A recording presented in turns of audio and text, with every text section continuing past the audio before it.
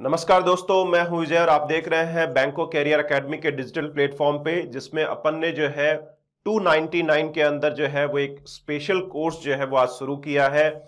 ये जो कोर्स है ये आपको विभिन्न तरीके के जो है वो एग्जाम्स जो आप आने वाले समय के अंदर देंगे, चाहे वो बैंक को लेकर हो, चाहे वो एसएससी को लेकर हो। एसएससी के अंदर भी आप देख रहे होंगे कि जब से सीजीएल का पैटर्न चेंज हुआ है, आपके जनरल अवेयरनेस का वेटेज बढ़ गया है, तो ये बहुत महत्वपूर्ण रहेगा ये जो कोर्स आपके लिए है। दूसरी चीज, यदि आप जो है वो सीईटी जो राजस्थान के अंदर जो है वो ग्रेजुएशन और 10+2 लेवल पे लाई गई है, उसके लिए भी ये बहुत ही महत्वपूर्ण साबित होने वाला है ये कोर्स। इस कोर्स में आपको जो है वो स्टैटिक जो जीके है उसके साथ साथ नवीनतम जानकारियों को रूबरू करवाया जाएगा। ये कोर्स का समय जो है वो आपको 1 साल की अवधि के लिए दिया गया है और बहुत अच्छा रुझान जो है वो बच्चों का इस कोर्स को जो है लेने के लिए बना। उसके लिए आप सभी लोगों को धन्यवाद। और आज अपन जो है वो अपने एक पहले टॉपिक की चर्चा करने जा रहे हैं जो रीजनल रूरल बैंक से संबंधित है। रीजनल रूरल बैंक्स के संबंध में जो भी जानकारी एग्जाम में पूछी जाती है, खासकर आप यदि आने वाले समय के अंदर बैंक जैसे जो है वो सेक्टर के लिए इंटरव्यू देने जा रहे हैं, तो वहां पे भी ये जानकारी आपके लिए बेहद महत्वपूर्ण रहेगी। तो अपन इससे संबंधित वो सारी जानकारी हासिल करेंगे जो आपको एग्जाम में उपयोगी जो है वो साबित हो सकती है। तो रीजनल रूरल बैंक जो है, जिनको अपन हिंदी के अंदर क्षेत्रीय ग्रामीण बैंक के नाम से जानते हैं। क्षेत्रीय ग्रामीण बैंक जो है वो एक विशेष जो है वो क्षेत्र में काम करने वाले जो है वो बैंक के तौर पर है, जिनको आरबीआई जो है वो मान्यता प्रदान करती है काम करने के लिए। इन बैंकों की शुरुआत जो है वो देश के अंदर किस तरीके से हुई, ये चीज जो है वो यहां पे महत्वपूर्ण है जानना अपने लिए, क्योंकि किस तरीके से जो है ये बैंक आप देख रहे होंगे कि 2 अक्टूबर जो है वो 1975 को जो है वो देश के अंदर इनको स्थापित जो है वो किया गया था। यहाँ पे यदि आपको ध्यान में होगा कि तो देश के अंदर 1969 के अंदर यानी 1969 के अंदर जो है वो देश के अंदर बैंकों का राष्ट्रीयकरण यानी नेशनलाइजेशन प्रारंभ किया गया। सवाल ये उठता है कि राष्ट्रीयकरण क्या होता है? जब किसी प्राइवेट हाथों के बैंक को सरकारी हाथों में जो है वो ला दिया जाता है, तो ऐसी प्रक्रिया राष्ट्रीयकरण या नेशनलाइजेशन कहलाती है। तो उस समय जो है जब भारत आजाद हुआ, तो उसके बाद में काफी समय तक ये देखा गया कि जो बैंकिंग सुविधा देश के अंदर है वो सिर्फ चुनिंदा लोगों तक ही अपनी जो है वो मौद्रिक सुविधाएं या फाइनेंशियल सुविधाओं को पहुंचा रही है, और देश का एक बड़ा तबका जो गरीबी के जो है वो माहौल में है उस तक वो सुविधाएं नहीं पहुंच रही है। देश की 60 से 70% जनसंख्या गांवों में बसती है और उनको वो सुविधाएं नहीं मिल पा रही हैं। तो शुरुआत जो है वो 1969 में नेशनलाइजेशन से हुई और उसके बाद में 1975 में इन बैंकों को स्थापित कर दिया गया। अब ये जो है वो आपको ये ध्यान रखना है कि जितने भी आरआरबी देश के अंदर काम कर रहे हैं वो सरकारी बैंक हैं, गवर्नमेंट ऑन बैंक हैं, और इनमें गवर्नमेंट ऑन बैंक में जो हिस्सेदारिता की आपको कभी भी बात पूछी जाए कि भाई हिस्सेदारिता किस जो है वो सरकार की कितनी है, कौन सा बैंक कितना हिस्सा इसमें रखता है, तो आपको यहां पे ध्यान रखना है कि गवर्नमेंट ऑफ इंडिया यानी सेंट्रल गवर्नमेंट की हिस्सेदारिता इसमें 50% है। यदि आप जो है वो राज्य सरकारों की बात करेंगे, यहां पे स्टेट गवर्नमेंट की बात करेंगे, तो उसमें 15% हिस्सेदारिता है। और इसी तरीके से नेशनलाइज बैंक, जिनको अपन स्पॉन्सर बैंक यहां पे बोलते हैं, उनकी हिस्सेदारिता यहां पे जो है वो 35% है। अब यहां पे अपन को यह भी ध्यान रखना है कि इस इकाई को जो है वो किस तरीके से मैनेज किया जाता है देश के अंदर। तो आरआरबीज को जो है वो देश के अंदर रेगुलेट करने का काम जो है, नियंत्रण करने का काम, डायरेक्शंस देने का काम, गाइडलाइंस देने का काम जो है वो आरबीआई ही करता है। लेकिन यहां पे आपको पूछा जाए कि सुपरवाइज, या फिर आपको पूछ लिया जाए कि इन बैंकों की इंस्पेक्शन की जिम्मेदारी जो है यानी इनके ऊपर निगरानी बनाए रखने का काम जो है वो कौन करता है, तो देश की नाबार्ड जो इकाई है वो इसके ऊपर जो है ऑल इंडिया फाइनेंशियल इंस्टीट्यूट में आती है और ये इसके ऊपर निगरानी रखने का काम करती है। तो ये कुछ महत्वपूर्ण जानकारियां यहां पे इसको लेकर थी। अब सवाल जो है वो ये उठता है कि आरआरबीज को जो है वो लाने की आवश्यकता जो देश में पड़ी यहां पे 1975 के अंदर, वो क्यों पड़ी? तो आपने सुना होगा कि एमएस स्वामीनाथन जो है वो देश में हरित क्रांति के जनक रहे हैं। तो उन्होंने हरित क्रांति को देश के अंदर लाया तो सही यहां पे, जिससे धान और अनाज की पैदावार देश में बढ़ी, लेकिन उन्होंने जब शुरुआती तौर पर जब वो गांव गांव में गए या विभिन्न तरीके का सर्वे जब उन्होंने किया तो ये देखा कि गांव तक जो है वो मूलभूत आवश्यकता जो यहां पे हरित क्रांति के लिए आवश्यक है, जो पैसा उनको चाहिए इसके लिए, वो उन तक नहीं पहुंच पा रहा है। तो इसके लिए एमएस स्वामीनाथन ने जो है वो इस तरीके का शुरुआत में जो है वो क्लू दिया एक तरीके से कि इस तरीके की इकाई आनी चाहिए वहां पे। तो ये आपको कभी भी एग्जाम में पूछा जाए कि फादर ऑफ आरआरबीज यानी कंसेप्ट जो है वो एक तरीके से अप्रत्यक्ष तौर पर किसने दी यहां पे, तो एमएस स्वामीनाथन के द्वारा दी गई। अथोराइज्ड कैपिटल आपको पूछा जाए तो अभी 5 करोड़ ही है, रिकमेंडेड है इसको बढ़ाने का, लेकिन अभी वो रिकमेंडेशंस जो है वो सरकार ने अपने संज्ञान में नहीं लिया है। तो अभी आपको पूछा जाए तो 5 करोड़ का अथोराइज्ड कैपिटल ही वर्तमान में आरआरबीज का बना हुआ है, ये आपको यहां पे ध्यान रखना है। इसके बाद में कभी भी आपको यह सवाल पूछा जाए कि वर्तमान में जब मर्जिंग हो चुकी है, यहां पे जितने भी यहां पे जो है वो आरआरबीज देश के अंदर काम कर रहे हैं, 43 आरआरबीज है वर्तमान में, आपको यहां पे ध्यान रखना है। तो टोटल नंबर ऑफ आरआरबीज यदि आपको यहां पे पूछा जाता है तो 43 आरआरबीज वर्तमान के अंदर जो है देश में कार्यरत है। 196 तक जो है वो आरआरबीज जो है वो देश में पहुंच गए थे। तो इसके बाद में जो है वो यहां पे आपको ये बताना है कि आपको यदि यह पूछा गया कि भाई आरआरबी जो है वो देश का सबसे बड़ा आरआरबी कौन है,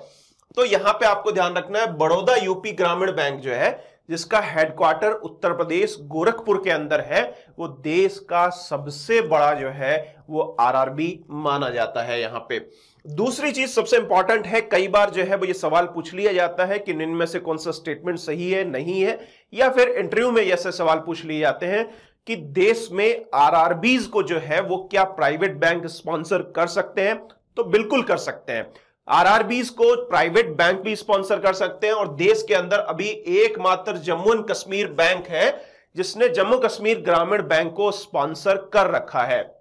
दूसरी चीज, आरआरबी जो है वो लगभग सभी जो है वो राज्यों और यूनियन टेरिटरीज के अंदर कार्यरत है, लेकिन 2 राज्य ऐसे हैं गोवा और सिक्किम जहां पे जो है वो कोई भी क्षेत्रीय ग्रामीण बैंक देश में कार्यरत नहीं है। ये आपको यहां पे जो है वो एक इंपॉर्टेंट बिंदु के तौर पर संग्रहित करना है। इसके बाद में अपन को ये बताया जाता है कि सभी सरकारी बैंक अपना एक जो है वो आरआरबी रखते हैं, या फिर जो आरआरबीज है उनमें सरकारी बैंकों का सभी का जो या 12 पीएसबीज जो वर्तमान में है उनका सबका जो है वो आरआरबी है यहां पे। लेकिन यहां पे आपको एक ध्यान रखना है कि पंजाब एंड सिंध बैंक जो देश के अंदर है वो कोई आरआरबीज को स्पॉन्सर नहीं कर रहा है, ये आपको ध्यान रखना है। और ये नवीनतम आंकड़ों के अंदर ये देखा गया है कि देश के अंदर आरआरबीज की जो ग्रोथ है वो 7.68% है ईयर ऑन ईयर, यानी साल दर साल जो आरआरबीज देश के अंदर बिजनेस ग्रोथ कर रही है वो 7.68% जो है के माध्यम से ग्रोथ देखी जा रही है यहां पे। यदि आप जो है वो पीएसएल के अंदर हिस्सेदारिता देखें, अब आपको यह ध्यान में होना चाहिए कि आरआरबीज को जो देश में स्थापित किया गया उसका उद्देश्य मूल रूप से यह था कि जो रूरल क्रेडिट है यानी गांव के अंदर जो पैसा जो एक तरीके से पहुंचाने का माध्यम है उसको बढ़ाया जाए, एग्रीकल्चर की जो इकोनॉमी है, किसानों के जो हालात हैं उसमें सुधार किए जाएं। तो ये जितने भी सेक्टर होते हैं उसको प्राथमिक ऋण क्षेत्र का दायरा बोला जाता है, यानी ऐसे क्षेत्र जो समाज के अंदर, सोसाइटी के अंदर, इकोनॉमी के अंदर पिछड़े हुए हैं, उन पिछड़े हुए क्षेत्रों को जो है वो जब ऋण सुविधा उपलब्ध करवाई जानी है तो यहां पे उसी को जो है वो बैंकिंग शब्दावली में प्रायोरिटी सेक्टर लैंडिंग कहा जाता है, जिसको शॉर्ट में पीएसएल अपन यहां पे बोलते हैं। तो इस पीएसएल जो है के अंदर जो है जो हिस्सेदारिता आरआरबीज की बात करेंगे तो 89.4% है, जबकि आपको यह जानकारी होनी चाहिए कि जितने भी कॉमर्शियल बैंक देश में काम कर रहे हैं आरबीआई के नियमानुसार उनको अपने कुल लैंडिंग यानी कुल ऋण जो सालाना वो दे रहे हैं उसमें 40% हिस्सेदारिता पीएसएल सेक्टर की होनी चाहिए, जबकि जब क्षेत्रीय ग्रामीण बैंकों की आप बात करेंगे तो उसकी हिस्सेदारिता 75% होना चाहिए। लेकिन फिर भी ये बहुत अच्छा प्रदर्शन कर रहे हैं और 75 को भी क्रॉस कर गए हैं, यानी इनकी एक अहम भूमिका है इन क्षेत्रों को डेवलप करने में देश के अंदर। इसके अलावा जो है वो आरआरबीज वर्तमान में 685 जिलों के अंदर देश में काम कर रहे हैं और बहुत अच्छा प्रदर्शन आप देख रहे हैं कि पीएसएल सेक्टर में ये कर रहे हैं। लगभग ब्रांचों की संख्या आपको ध्यान रखनी है, 21,892 शाखाएं देश के अंदर जो है वो आरआरबीज की वर्तमान में मौजूद है यहां पे। इसके बाद में एक जो है वो संशोधन किया गया जिसमें निजी निवेश की हिस्सेदारी तक को 49% तक रखा गया है। बार बार कई लोग जो है वो बोले जा रहे थे बीच में कि आईपीओ आएगा तो इसके में जो है वो प्राइवेटाइजेशन हो जाएगा इन बैंकों का, लेकिन आपको यह ध्यान रखना है कि निजी निवेश की सीमा अभी भी 49% जो है वो लिमिटेड है। इसका मतलब 51% हिस्सेदारिता अभी भी सरकार के पास रहनी है और गवर्नमेंट एंटिटीज के पास रहनी है, इसलिए उसकी जो है वो सरकारी संस्था ही रहेगी आने वाले समय के अंदर। इसके बाद में राजस्थान का पहला जो है वो आपको ग्रामीण बैंक पूछा जाए तो नागा और आंचलिक ग्रामीण बैंक है। कैलकर समिति ने 1987 के अंदर सबसे पहले यह सुझाव दिया कि बैंकों को आरआरबीज को यदि मजबूत बनाना है तो उनको मर्ज करना पड़ेगा अपन को। विलय की सिफारिश इन्होंने ही दी, लेकिन 1919 के अंदर जो है 196 यानी 196 आरआरबीज हो गए थे, जिनकी संख्या घटकर अभी 43 हो गई है और आरआरबीज का विलय 2005 के अंदर देश में शुरू किया गया। तो ये जो जानकारियां हैं बेहद इंपॉर्टेंट है, सीधा सवाल यहां से एग्जाम में पूछा जाता है और पूछे भी गए हैं बार बार, इसलिए इन सभी इंपॉर्टेंट जानकारियों को आप जो है वो ध्यान रखेंगे। इसके बाद में कुछ जो है वो एक टेबल फॉर्म में अपन इसको समराइज करेंगे। यहां पे सबसे पहले आपको यहां पे ध्यान रखना है कि 1975 की 5वीं पंचवर्षीय योजना के अंदर देश के अंदर नरसिम्हा कमेटी बनाई गई और नरसिम्हा कमेटी ने यह सुझाव दिया कि भाई देश के अंदर जो है वो एक क्षेत्र विशेष ग्रामीण बैंक की स्थापना की जानी चाहिए। अब ये जो है वो रूरल क्रेडिट के ऊपर ये कमेटी बनाई गई और इसके बाद में 30 जुलाई 1975 यानी 30 जुलाई 1975 को इन्होंने अपनी रिकमेंडेशन की रिपोर्ट दी गवर्नमेंट को और ये बोला कि देश के अंदर जो है वो एक विशेष आरआरबीज को लेकर आना चाहिए। इसके बाद में इसी को लेकर अध्यादेश पारित किया गया पार्लियामेंट के अंदर। 26 सितंबर 1975 को अध्यादेश लाया गया कि देश में आरआरबीज काम करने चाहिए। उसके बाद में जो है वो 2 अक्टूबर 1975 को देश का पहला ग्रामीण बैंक बना दिया गया, जिसको प्रथमा ग्रामीण बैंक कहा गया, जिसको शुरुआती तौर पर सिंडिकेट बैंक ने स्पॉन्सर किया, लेकिन मर्जिंग के बाद में जो है ये कैनरा बैंक के द्वारा स्पॉन्सर्ड है। मुरादाबाद यूपी के अंदर इसका मुख्यालय है, यह आपको ध्यान रखना है। इसके अलावा 4 अन्य बैंक भी देश के अंदर उसी के बाद में स्थापित किए गए, जिसमें जयपुर ग्रामीण बैंक हरियाणा, गोरखपुर और मालदा वेस्ट बंगाल, यानी टोटल 5 बैंक पहले चरण के अंदर देश में एक स्थापित किए गए आरआरबीज के तौर पर। अब हमेशा जो है वो अपन ये देखते हैं कि कानून को पहले लाया जाता है और इकाइयां बाद में स्थापित होती हैं, लेकिन आरआरबीज के मामले में यह देखा गया देश के अंदर कि यहां पे सबसे पहले जो है वो आरआरबीज को स्थापित किया गया। मार्केट के अंदर इनकी टेस्टिंग हुई, जिसको प्रोटोटाइप लॉन्चिंग बोल सकते हैं, पायलट प्रोजेक्ट बोल सकते हैं। जैसे अभी डिजिटल करेंसी को सरकार टेस्ट कर रही है, मार्केट में यदि ये सफल होती है तो उससे संबंधित कानून आएंगे, प्रावधान आएंगे और उसको लीगलाइज फॉर्म में देश के अंदर लॉन्च कर दिया जाएगा। उसी तरीके से आरआरबीज को पहले टेस्ट किया गया, ये मामला यदि सफल हुआ तो फिर इसको 1976 में कानून का स्वरूप दे दिया गया और आरआरबीज को आरआरबी एक्ट 1976 के तहत स्थापित कर दिया गया, रजिस्टर्ड कर दिया गया। तो देश में यह चरण जो है वो किस तरीके से चला, आरआरबीज कैसे डेवलप हुए, कैसे देश के अंदर जो है वो उनका आगमन हुआ, ये पूरा डे है टेबलाइजेशन जो है वो इसके माध्यम से आपको समझाने का प्रयास किया गया है। इसके बाद में अपन इस चीज को समराइज करेंगे, आरआरबीज का उद्देश्य क्या है, देश के अंदर क्यों आरआरबीज को लाया गया यहां पे। तो सबसे बड़ा उद्देश्य यही है कि जो स्मॉल फार्मर्स हैं देश के अंदर, जो छोटे किसान हैं यहां पे देश के अंदर, जिनको अपन जो है वो यहां पे एक सामान्य बैंकिंग गतिविधियों के माध्यम से सेवाएं नहीं दे सकते, एग्रीकल्चर के अंदर जो मजदूर काम करने वाले हैं, कलाकार हैं, स्मॉल एंटरप्राइजेस हैं, फार्मर्स हैं, उनको ऋण सुविधा देना मुख्य उद्देश्य रहा। इसके अलावा अपन देखते हैं गांव के अंदर जब पहले गरीब रहते थे तो 10-10 रुपए सैकड़ा, 20 रुपए सैकड़ा, बहुत ही ज्यादा ब्याज दर में उनको ऋण दिया जाता था और वो कर्ज के तले दब जाते थे, सुसाइड कर लेते थे। ऐसे हालातों से भी उनको बचाना यहां पे उद्देश्य है। इसके अलावा जो है वो एक विशेष क्षेत्र की अर्थव्यवस्था जो गांव में जो है वो निवास करती है, उस इकोनॉमी को देश के जो है वो मुख्य धारा की अर्थव्यवस्था के साथ जोड़ना भी यहां पे उद्देश्य रहा है। इसके बाद में जो है वो अगला पॉइंट यहां पे बताया जा रहा है कि यहां पे cultivate the banking habits among the rural peoples and mobilize savings the economic development of rural areas, यानी गांव के लोगों के अंदर बचत की प्रवृत्तियों को डेवलप करना और अर्थव्यवस्था के अंदर उनकी भूमिकाओं को जो है वो यहां पे जो है पनपाना है। यहां पे अगला पॉइंट यहां पे बताया जा रहा है to increase employment opportunities by increasing trade and commerce in rural areas, यानी देश का जो अहम हिस्सा है, यानी आप देश की धड़कन जिस गांव को कह सकते हैं, वहां पे लोगों को रोजगार मुहैया करवाना, ट्रेडिंग जो है एक्टिविटीज को जो है वहां पे जो है वो एनकरेज करना, ये एक बड़ा उद्देश्य यहां पे रहा है। इसके बाद में यहां पे जो है जो बैकवर्ड एरिया समाज के अंदर है, यहां पे उनको जो है वो आगे लेके आना है फाइनेंशियल एक्टिविटीज से। अंडर डेवलप्ड रीजन्स जो है उनको जो है वो डिस्पैरिटीज, यानी जो उनके साथ भेदभाव उन क्षेत्रों के साथ हो रहा है, उनको वहां से हटाना और देश की मुख्य धारा के अंदर लेके आना है यहां पे। इसलिए फाइनेंशियल नीड जो है वो स्पेशली जो है वो इनकी आवश्यकता जो ग्रामीण क्षेत्रों के अंदर वित्तीय आवश्यकताएं हैं उनको पहचानना और उनको ऋण उपलब्ध करवाना है यहां पे। तो ये कुछ ऑब्जेक्टिव हैं जिनके आधार पर इनको स्थापित किया गया।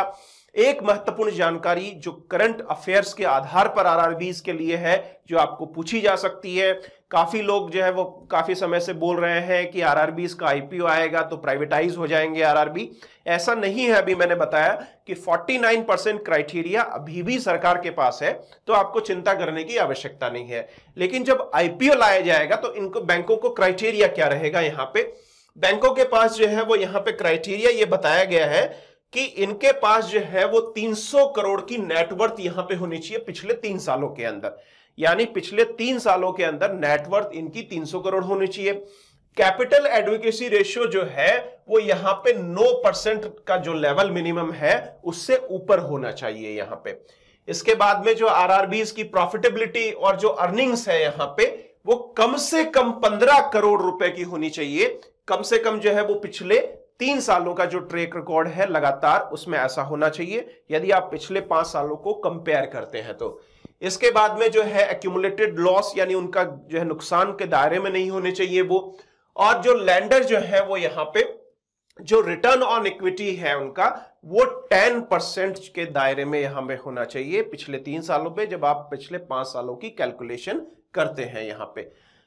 तो ये एक विशेष क्राइटेरिया यहां पे जोड़ा गया है, जब कोई भी आरआरबी देश के अंदर आईपीओ ला सकता है, आम जनता से पैसे जुटा सकता है, क्योंकि सरकार का ये मानना है कि सरकार कब तक इन बैंकों को कैपिटलाइज करेगी, इनको जो फंड की आवश्यकता है आरआरबीज को वो मार्केट से भी उपलब्ध करवाई जा सके, इसलिए उनको ये विकल्प जो है वो सरकार उपलब्ध करवा रही है यहां पे। इसके बाद में अपन अंतिम कुछ बिंदुओं के ऊपर चलेंगे। आरआरबीज जो है वो आपको ध्यान रखना, ये मैंने बताया भी है आपको कि अपने कुल ऋण जो बांटती है आरआरबी उसका 75% हिस्सा देश के प्रायोरिटी सेक्टर लैंडिंग में जो है बांटने का काम करती है आरआरबी। इसके अलावा दिसंबर 2018 से पहले सीआरआर और एसएलआर जैसी गतिविधियों को अनुसरण करना आरआरबी के लिए अनिवार्य नहीं था, लेकिन दिसंबर 2018 से सीआरआर यानी कैश रिजर्व रेशियो और स्टैट्यूटरी लिक्विडिटी रेशियो की अनुपालना करना आरआरबी के लिए आवश्यक बन गया है यहां पे। अब कुछ यदि बच्चों को कंफ्यूजन रहता है कि रेगुलेटर कौन है या सुपरवाइजर कौन है आरआरबी का, तो आपको यहां पे ध्यान रखना है कि रेगुलेटर और कंट्रोलर तो आरबीआई है, सुपरवाइज और इंस्पेक्शन करने का काम नाबार्ड करता है। पीएसएल टारगेट आरआरबी का 75% है। सीआरएआर जो है यानी capital to risk weighted asset ratio, यानी एक जोखिम के सापेक्ष न्यूनतम आवश्यक पूंजी जो है वो 9% इनकी रहनी आवश्यक है। तो ये आज का जो है वो आरआरबीज को लेकर आपको मैंने पूरी डिटेल यहां पे बताई है। अगला सेशन जो है वो अपन इसी से रिलेवेंट आगे अपने सेशंस को बढ़ाएंगे। आपको पर डे जो है वो इससे रिलेवेंट एक वीडियो मिलेगा और इन कंटेंट्स की जो है वो आपको साप्ताहिक तौर पर जो है वीकली पीडीएफ भी हमारे एप्लीकेशन फॉर्म में मिलेगी।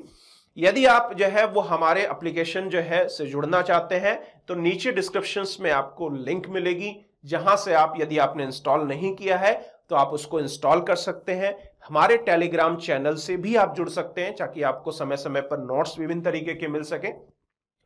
और यदि आप विभिन्न तरीके की एग्जाम्स की तैयारी करना चाहते हैं तो भी हमारे प्लेटफॉर्म की सहायता आप ले सकते हैं। तो आप सभी लोगों का आज के इस इनॉग्रेशन जो है वाले क्लासेस के अंदर आप सभी लोगों का बेहद स्वागत है। आप लोगों ने बहुत ही जो है